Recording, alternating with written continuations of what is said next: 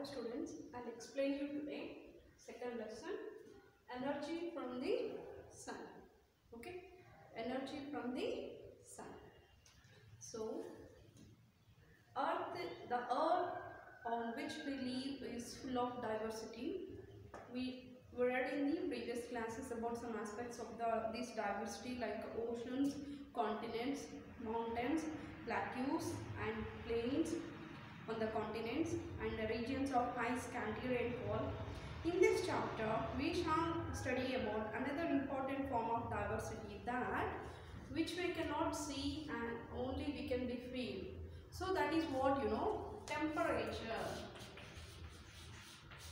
Okay, so that is temperature, right?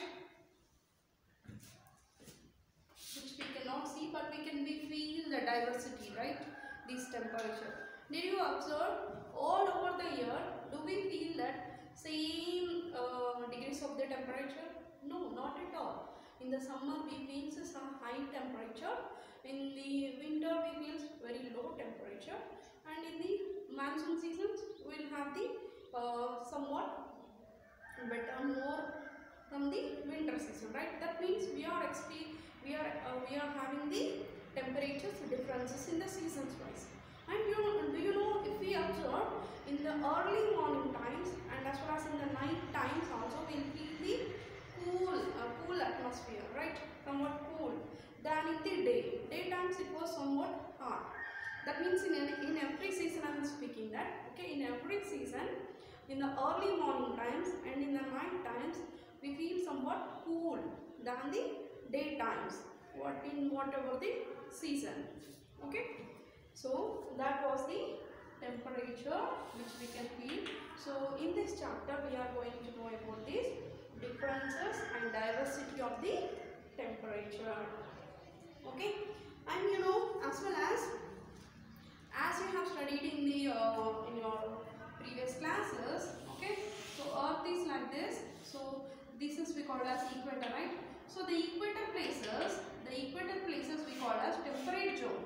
Why we are calling as a temperate zone? Because the high temperature receives by this equatorial zone. Okay, so that's why here the temperature was so high. And when we go to the polar regions, the temperature is very low. How much low? These were totally, it was like a icy covered here, the water and the continents, right? So polar regions were icy.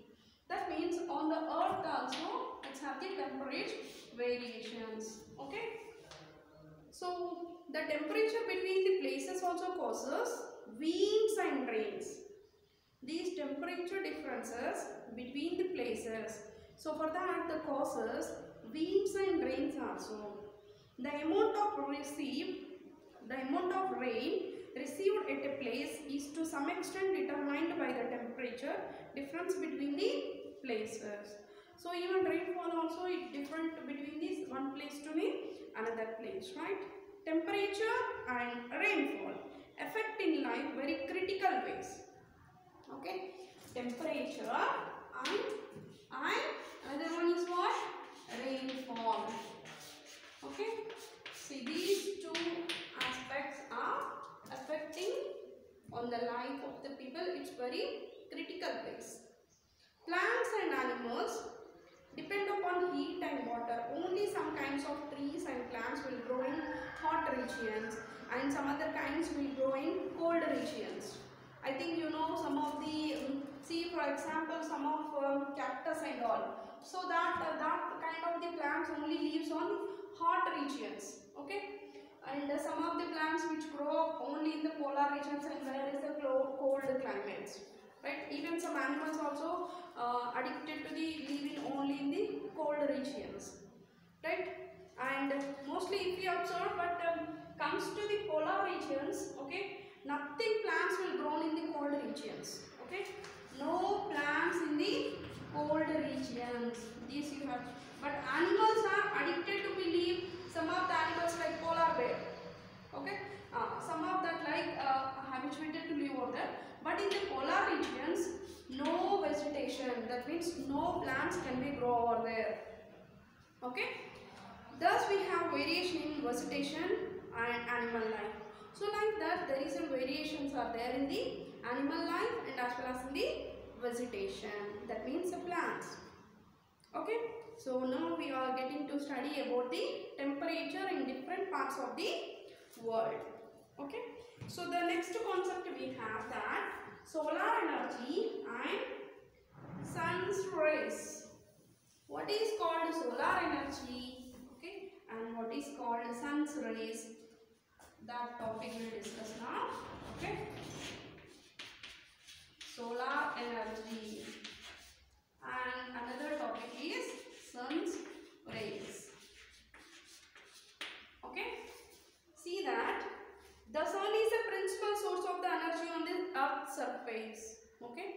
So the main principal source of the energy is what, you know? Sun. Okay. The main principal source is the sun on the earth surface. It is like a powerhouse which generates and gives out the energy from the light and heat. It gives the energy through the sun rays, what light and as well as the heat. Okay. If we do not have the adequate heat on the atmosphere, we could not able to live also, right? Energy which is constantly emitted by the sun is known as solar radiation. Energy which is comes out from the sun, so that energy is called as solar radiation. When a body gives out energy, it is called radiation. The energy produced by the sun comes to us in the form of sun rays. Okay, these energy comes from the sun rays. Okay, comes from the sun through the sun rays. Okay, on the earth. So that's called sun rays. We can see and feel some aspects of this energy such as like light and heat. So in the daytime there is no need of light. In the night time we are on our electric lights, right? So what is that then? So this solar energy only from the sun we are getting the light, and as well as we are getting the heat also. Due to that heat only the temperature we have the warm as the people can believe that much. Okay, then only the atmosphere became the warm as adequate warm, and then only we can be live on this atmosphere. However, we also receive many other forms of the energy like UV rays and radio waves, X-ray rays from the sun, but which we cannot be feel or which we cannot be see those. Why? Because do you know, some of the rays like UV rays also falls from this sun, but around the earth there is an ozone layer. Okay, there is an ozone layer which reflect back these UV rays, which is not trying to fall off this because of this ozone layer. You know, if these UV rays falls on the earth, okay, people will get some diseases and the land also will become spoiled. Okay, so this ozone layer is protecting from these UV rays. Okay, and the energy radiated by the sun is more or less constant with a little variation throughout the year and year after the year. Yes, so this energy which is come from this through the sun rays, the solar energy, to the receiving of the earth, it's maybe the increases from the year to the year or also decreases, but it's not constant every year as the same, and even in every season also will not be constant, and every year also will not be the constant. Okay, the solar radiation received on the surface of the earth is called insolation. Okay, see, the solar energy received on the earth surface, you are able to, yeah, wait. Right. The solar energy which is received on the surface of the earth, it's called insolation. Okay, it's called insolation. Okay, see,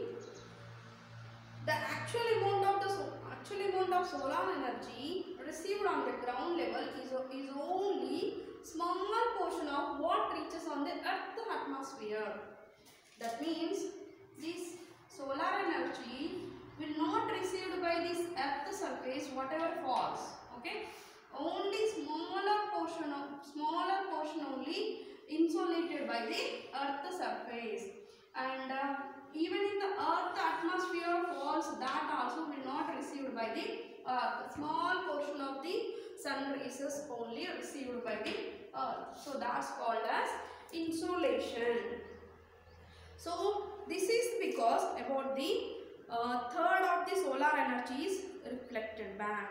Okay, 1/3 like a reflection method, right? So remaining the solar energy reflected back. Okay. Further, some portion of the energy is scattered and absorbed in the higher reaches of the atmosphere. Some part of the sun rays have absorbed over here in the atmosphere. And see, in fact, some of the harmful rays of sun like UV rays don't reach the ground, and this has made life possible on the earth. So that's what I told you, right? The UV rays are not reaching on the earth, so that's why only the life is possible on the earth planet. Some amount of the solar rays are also absorbed and reflected away by clouds, right? See, some amount of the received by the atmosphere of these higher altitudes places, okay, and only some of the portion only have insulated by the earth surface and remaining reflected back, and the clouds and the atmospheres over there, okay, so that is also somewhat absorb that sun rays, okay, and some amount of the solar rays also absorbed and reflected away by clouds and smoke and dust in the atmosphere. Okay, see, would you have noticed that on cloudy days, it does not get very hot. See, some days, especially in the monsoon seasons, somewhat at the cloudy day we can see. So on that day we may not feel the hot. Why? Because it's mostly the absorbed and reflected back. Okay, so that's why we may not feel so hot on that day. So here the insolation and terrestrial radiations, they have given clearly the figure out here. Okay, you may can observe on the figure 2.2. Okay, and next sun's rays and earth surface. Okay, sun's rays and earth surface. So this topic we will discuss now.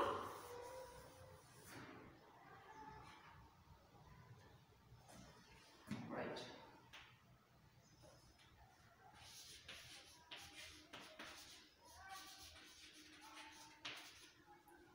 And earth surface.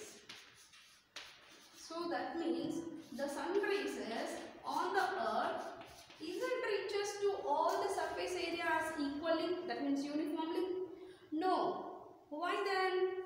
Why? Because as it's the earth have the nature of curvature. Okay, see,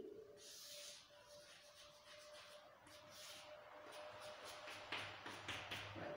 So earth has in this shape, right? As it's have the curvature in nature, so all the solar energy, it's not uniformly in all the places on the earth, right?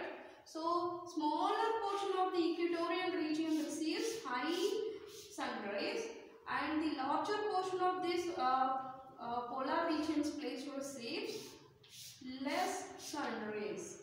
Understand?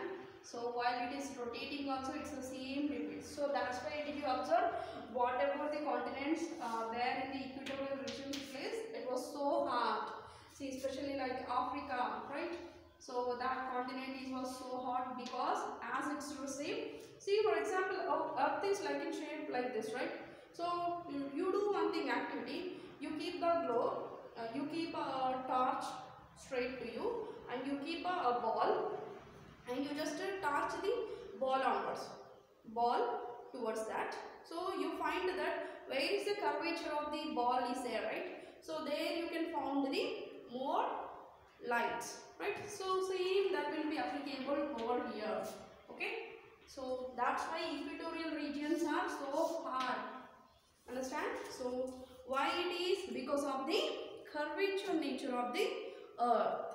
Okay, and they have given here the tabular information also. Okay, if the insolation received at the equator 0 degrees, if it is 100 units, and at the northern Japan at 45 degrees it is 75 units received, and 66 1/2 degrees polar circles it's 50 units received, and north and south poles it's 40 units are received. Okay, see here you can see that while the sun rays fall at the 90 degrees, that means it's north and south poles, 90 degrees on the equator, they fall slightly towards the pole, that called as, these called as angle of incidence. Okay, these called as angle of incidence, and which the rays fall on the earth's surface. See the chart below and understand, they have given angle of incidence chart also. Okay, right, we will continue.